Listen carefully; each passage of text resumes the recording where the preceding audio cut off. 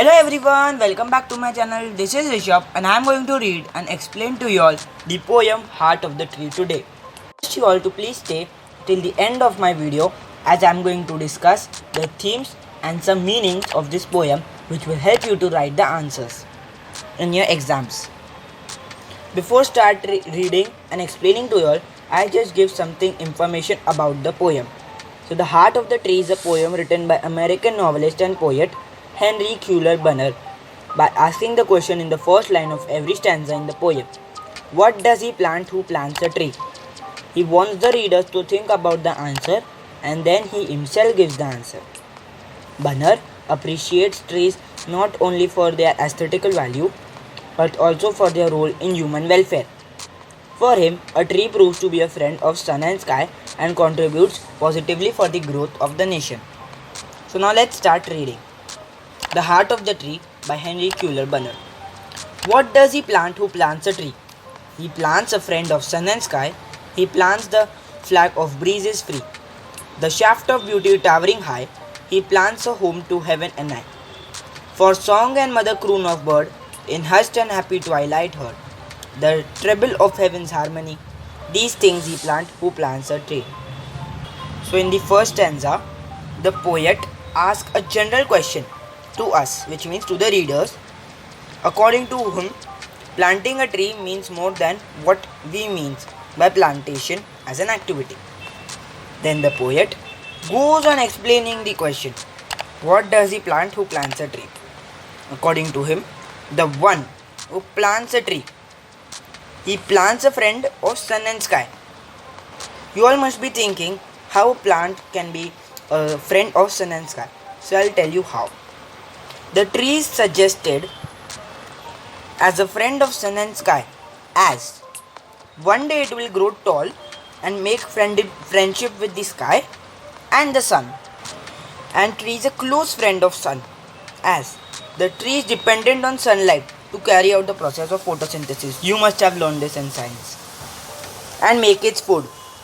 Similarly, the tree is friend of sky. It takes the carbon dioxide from the air and releases oxygen in the air, thus purifies the air. And even the transpiration from trees is responsible for cloud formation, which brings rain. Then the tree is compared to a flag of free breeze. Like a flag, the branches of the trees freely move in the breeze. The leaves of the tree flutter. The trees grow high and long with their narrow stem, and they look beautiful like a tower. It appears the trees have made a heaven, home closer to heaven. The man plants the tree for the mother bird, who sings to her young ones happily with a soft and gentle voice in the twilight. The bird's high-pitched tone gives a pleasant harmony of the universe. So now let's read stanza 2. What does he plant who plants a tree? He plants cool shade and tender rain, and seed and bud of days to be, and years that fade and flush again. He plants the glory of the plain. He plants the forest heritage, the harvest of a coming age, the joy that unborn eyes shall see. These things he plants who plants a tree. So now I'll explain you all the second stanza. In the second stanza, the poet asks the same question again. What is that question? He asks that what does he plant who plants a tree? So in the second stanza, he's putting more benefits of planting a tree.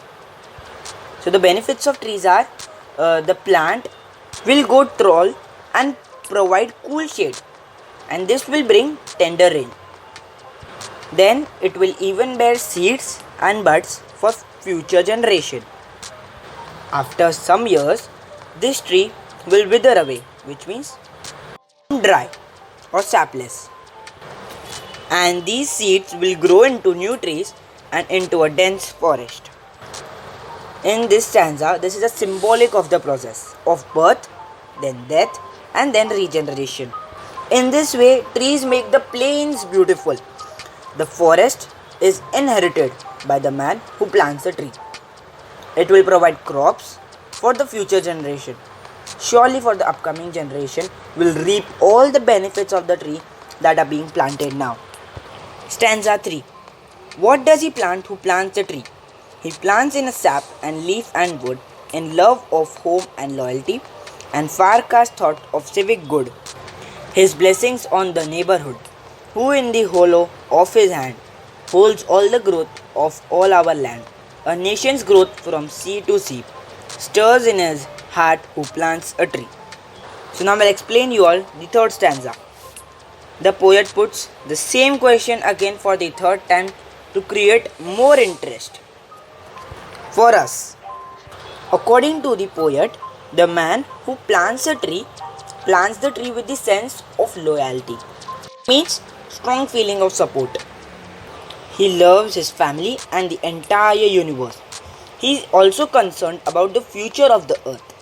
He plants trees so that human beings can get food from the plants. Besides that, he can get wood for this use. The poet says, who plants a tree showers his blessing on the neighborhood. Our land will become barren without trees. The poet becomes more anxious and could see that the growth of the universe is possible only by planting trees. Themes of this poem. Importance of trees for our survival. The poet knows the crucial importance of trees for our survival.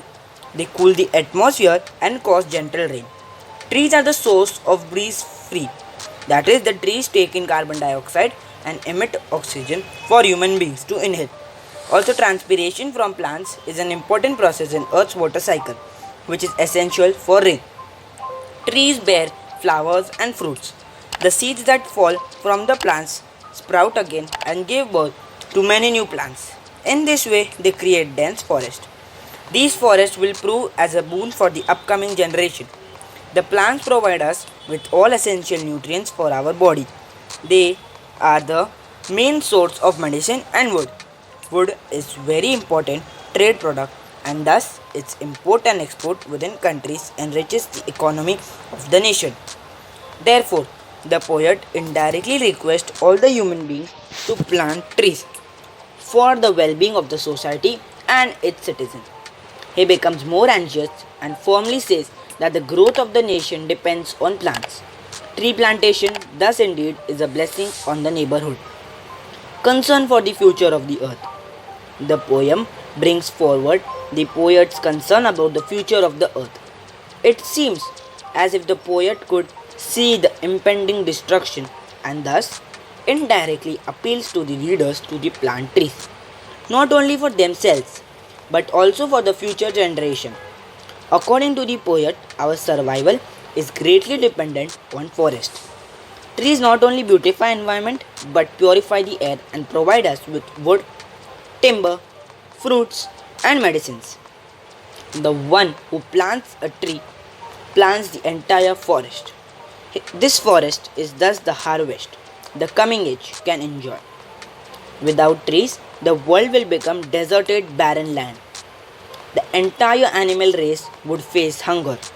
Thus, it is the tree which is responsible for the growth of the mankind. The poet seems to be anxious about unborn eyes, and thus for their survival, growth and development, he suggests a simple solution to plant trees. I'll discuss the meanings of this poem in the next video. Till then, stay home, stay safe and goodbye.